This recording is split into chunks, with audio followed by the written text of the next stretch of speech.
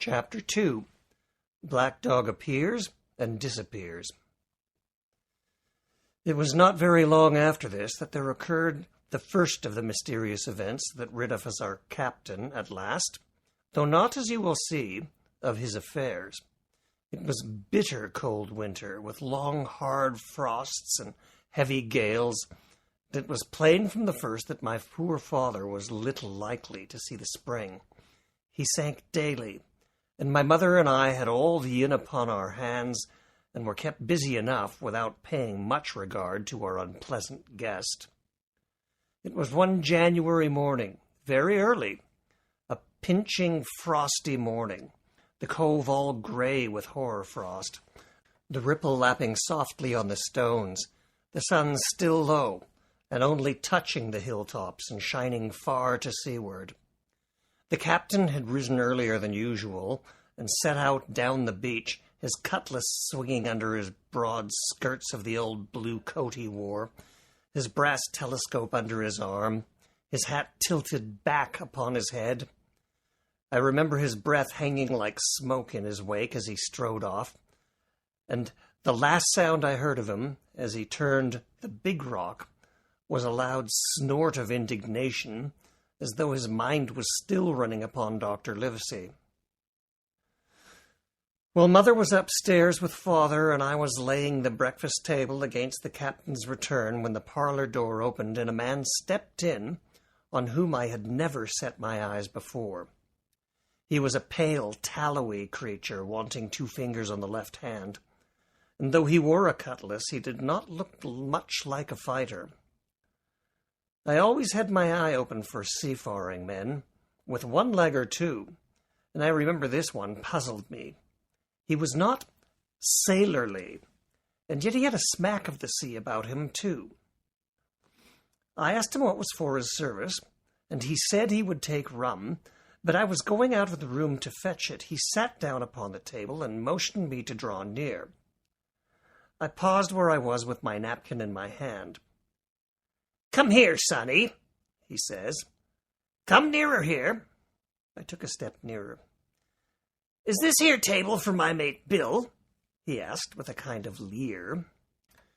I told him I did not know his mate Bill, and this was for a person who stayed in our house, whom we called the captain. "Well," said he, "my mate Bill would be called the captain, like as not. He has a cut on one cheek, and a mighty pleasant way with him, particularly in drink, has my mate, Bill. We'll put it for argument like, that your captain has a cut on one cheek, and we'll put it, if you like, that the cheek's the right one. Ha, well, I told you. Now, is my mate Bill in this here house?" I told him he was out walking. "Which way, sonny? Which way is he gone?" When I had pointed out the road and told him how the captain was likely to return, and how soon, and answered a few other questions, "Ah," said he, "this'll be as good as a drink to my mate Bill." The expression on his face as he said these words was not at all pleasant, and I had my own reasons for thinking the stranger was mistaken, even supposing he meant who he said. But it was no affair of mine, I thought, and besides, it was difficult to know what to do. The stranger just kept hanging about just inside the inn door, peering round the corner like a cat waiting for a mouse. Once I stepped out myself into the road, but he immediately called me back, and, as I did not obey quick enough for his fancy, a most horrible change came over his tallowy face, and he ordered me in, with an oath that made me jump. As soon as I was back again, he returned to his former manner, half fawning, half sneering, patted me on the shoulder, told me I was a good boy, and he had taken quite a fancy to me. "I have a son of my own," said he, "and as like you two are as blocks, and he's all the pride in my heart. But the great thing for boys is discipline, sonny, discipline. Now, if you'd sailed along with Bill, you wouldn't have stood there to be spoke to twice, not you. That was never Bill's way, nor the way of such as sailed with him. And here, sure enough, is my mate Bill, with a spyglass under his arm, bless his heart, to be sure. You and me'll just go back into the parlour, sonny, and get behind the door, and we'll give Bill a little surprise. Bless his heart, I say again." So saying, the stranger backed me along with him into the parlour and put me behind him in the corner, so that we were both hidden by the open door. I was very uneasy and alarmed, as you may fancy, and it rather added to my fears to observe that the stranger was certainly frightened himself. He cleared the hilt of his cutlass and loosened the blade of his sheath, and all the time we were waiting, he kept swallowing as though he felt what we used to call a lump in his throat. At last, in strode the captain, slammed the door behind him, and without looking to the right or left, marched straight across the room to where his breakfast awaited him. "Bill," said the stranger in a voice that I thought he had tried to make bold and big. The captain spun around on his heel and fronted us. All the brown had gone out of his face, and even his nose was blue. He had the look of a man who sees a ghost, or the evil one, or something worse if anything can be, and upon my word, I felt sorry to see him, all in a moment, turn so old and sick. "Come, Bill, you know me. You know an old shipmate, Bill, surely," said the stranger. The captain made sort of a gasp. "Black Dog," said he. "And who else?" returned the other, getting more at his ease. "Black Dog, as ever was, come to see his old shipmate Billy at the Admiral Benbow Inn. Ah, Bill, we've seen a sight of times, us two, since I lost them 2 talons," holding up his mutilated hand. "Now look here," said the captain. "You've run me down. Here I am. Well then, speak up. What is it?" "That's you, Bill," returning Black Dog. "You're in the right of it, Billy. I'll have a glass of rum from this dear child here, as I took such a liking to, and we'll sit down, if you please, and talk square, like old shipmates." When I returned with the rum, they were already seated on either side of the captain's breakfast table, Black Dog next to the door and sitting sideways, so as to have one eye on his old shipmate, and one, as I thought, on his retreat. He bade me go, and leave the door wide open. "None of your keyholes for me, sonny," he said, and I left them together and retired into the bar. For a long time, though I certainly did my best to listen, I could hear nothing but the low gabbling, and at last voices began to grow higher, and I could pick out a word or two, mostly oaths, from the captain. No, and an end of it," he cried, and again, "If it comes to swinging, swing, say I." Then all of a sudden there was a tremendous explosion of oaths and other noises. The chair and the table went over in a lump. A clash of steel followed, then a cry of pain. Then the next instant I saw Black Dog in full flight and the captain hotly pursuing, both with drawn cutlasses, and the former streaming blood from his left shoulder. Just at the door, the captain aimed at the fugitive one last tremendous cut, which certainly would have split him the chin if it had not been interrupted by our big signboard of Admiral Benbow. You may see the notch on the lower side of the frame to this day. That blow was the last of the battle. Out on the road, Black Dog, in spite of his wound, showed a wonderful clean pair of heels and disappeared over the edge of the hill in half a minute. The captain, for his part, stood staring at the signboard like a bewildered man, and then he passed his hand over his eyes several times, and at last turned back into the house. "Jim," says he, "rum!" And as he spoke, he reeled a little and caught himself with one hand against the wall. "Are you hurt?" cried I. "Rum!" he repeated.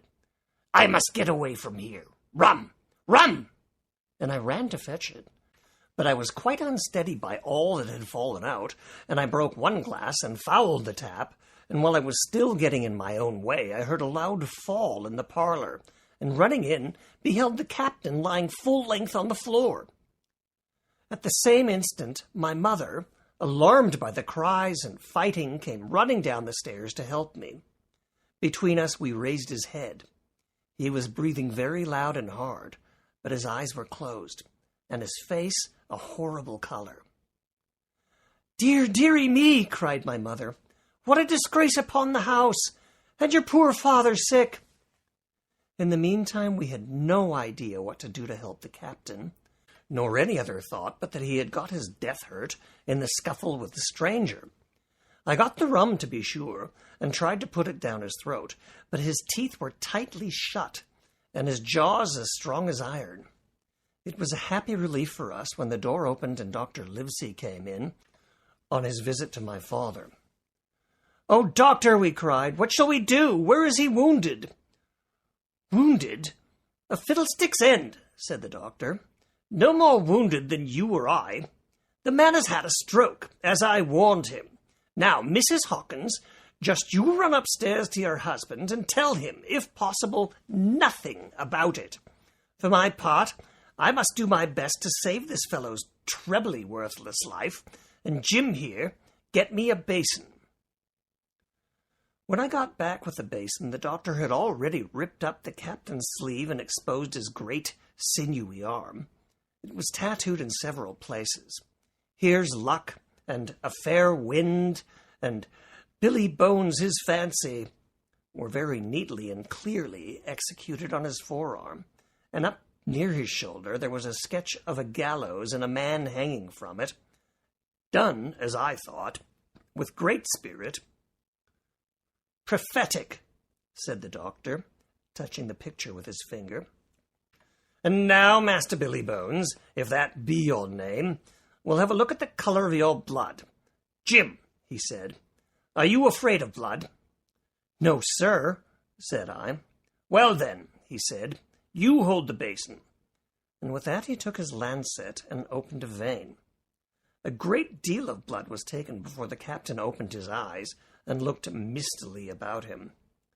First he recognized the doctor with an unmistakable frown, and then his glance fell upon me, and he looked relieved.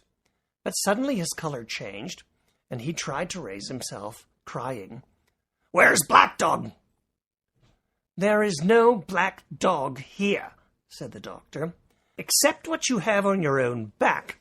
You've been drinking rum, you have had a stroke, precisely as I told you, and I have just, very much against my own will, dragged you head foremost out of the grave. Now, Mr. Bones—" "That's not my name," he interrupted. "Much I care," returned the doctor. "In the name of a buccaneer of my acquaintance, and I call you by it for the sake of shortness, and what I have to say to you is this. One glass of rum won't kill you, but if you take one, you'll take another and another, and I stake my wig if you don't break off short. You'll die. Do you understand that? Die, and go to your own place, like the man in the Bible. Come now, make an effort. I'll help you to your bed for once."